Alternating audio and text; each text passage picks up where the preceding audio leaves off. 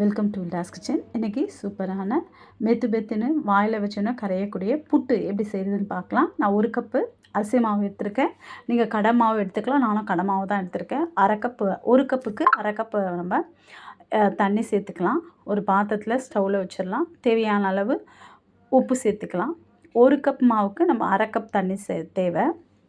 இந்த தண்ணி நல்லா கொதி வந்த பிறகு இந்த 1 கப்பு மாவை வந்து நம்ம சேர்த்து நல்லா கிளறி விட்டுடலாம். நம்ம சாதாரணமாக புட்டு செய்யணுன்னா அதுக்கு முந்தின நாள் நைட்டே நம்ம ஒரு ஆவி போடுவோம். இல்லையா மாவை நல்லா வறுப்போம். இந்த மாதிரி செய்து பாருங்கள், கட்டிகளே இருக்காது. தண்ணி நல்லா கொதிச்சிருச்சு. ஸ்டவ் ஆஃப் பண்ணிவிட்டு நல்லா மிக்ஸ் பண்ணிக்கலாம். தண்ணி வந்து எல்லா மாவுலேயும் படுற மாதிரி நல்லா மிக்ஸ் பண்ணிக்கலாம். சில பேருக்கு வந்து புட்டு வந்து எவ்வளோ தண்ணி சேர்க்கணுன்னு தெரியாது. இதுதான் கரெக்டான பதம். இதை நல்லா மிக்ஸ் பண்ணிவிட்டு பிடிச்சி பார்த்தா அப்படியே கையில் வந்து வரணும். அதுதான் சரியான பதம். இந்த மாதிரி கூட நீங்கள் செய்யலாம். ஒரு பாத்திரத்தில் தண்ணி வச்சு அது மேலே இந்த மாதிரி ஓட்டையாக இருக்கிறத வச்சு நீங்கள் வாழை இலையோ துணியோ போட்டு கூட நீங்கள் புட்டு செய்யலாம். நான் வந்து இட்லி பாத்திரத்தை செய்கிறேன். அது நல்லா தண்ணி கொதித்த பிறகு ஒரு துணி போட்டு அதில் தேவையான அளவு நம்ம மிக்ஸ் பண்ணி வச்சுருக்கோம் அந்த புட்டை சேர்த்துட்டு, இதில் வந்து நான் ஏலக்காய் சேர்த்துருக்கேன். ஏலக்காய் சேர்க்குறது உங்கள் விருப்பம். இது ஒரு 5 நிமிஷம் வேக வச்சா போதும். நீங்கள் ரொம்ப நேரம் வேக வைக்கணும்னு அவசியமே கிடையாது. 5 நிமிஷம் தான். ஏற்கனவே சூடான தண்ணி ஊற்றிருக்கோம். அதனால் 5 நிமிஷமே போதும். இந்த மாதிரி மெத்தடில் செய்து பார்த்தீங்கன்னா செய்கிறது ரொம்ப ஈஸி. கட்டிகள் இருக்காது. புட்டும் நல்லா சாஃப்டாக டேஸ்ட்டாக இருக்கும். இந்த மாதிரி சில பேருக்கு புட்டு செய்ய தெரியாதவங்களுக்காக தான் இந்த வீடியோ.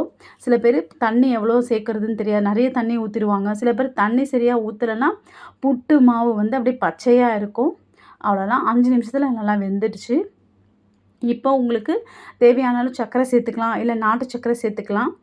நான் சர்க்கரை சேர்த்துருக்கேன். அப்புறமா தேங்காய் துருவல் சேர்த்துருக்கேன். சாப்பிட்றதுக்கு ரொம்ப நல்லாயிருக்கும். நீங்கள் இந்த மாதிரி மெத்தடில் வந்து ட்ரை பண்ணி பாருங்கள். முதலாவது கட்டிகள் இருக்காது. டேஸ்ட் வந்து நல்லா வித்தியாசமாக இருக்கும். நல்லா இருக்கும். நீங்கள் இட்லி பாத்திரம் தான் இதுக்கு அவசியம் கிடையாது. எந்த பாத்திரத்தையும் வச்சு நீங்கள் புட்டு செய்யலாம். வேக வச்சு எடுத்துக்கலாம். புட்டு வேகிறதுக்கு இந்த மாதிரி மெத்தடில் செய்தால் 5 நிமிஷம் தான் ஆகும். உங்களுக்கு இந்த வீடியோ பிடிச்சிருந்தால் லைக் பண்ணுங்கள், ஷேர் பண்ணுங்கள், சப்ஸ்கிரைப் பண்ணுங்கள். நீங்களும் ட்ரை பண்ணி பாருங்கள். புட்டு மாவு நம்ம செய்யணுன்னா பெரிய ப்ராசஸ் அது. அரிசி ஊற வைக்கணும், அப்புறமா காய வைக்கணும், அரைக்கணும். நான் வந்து இப்போ கடை மாவு தான் எடுத்திருக்கேன். நீங்கள் கடை மாவோ எந்த மாவு இருந்தாலும் இந்த மாதிரி ஒரு மெத்தடில் நீங்கள் ட்ரை பண்ணி பாருங்கள். 1 கப்புக்கு 1/2 கப் தண்ணி கரெக்டாக இருக்கும். கட்டிகள் இருக்காது. பாருங்கள், எப்படி பார்க்கும்போதே தெரியுது புட்டு எப்படி மெத்துன்னு இருக்குதுன்னு சொல்லிட்டு. ரொம்ப நல்லாயிருக்கும். இந்த மாதிரி நீங்கள் செய்து பாருங்கள். தேங்க்யூ.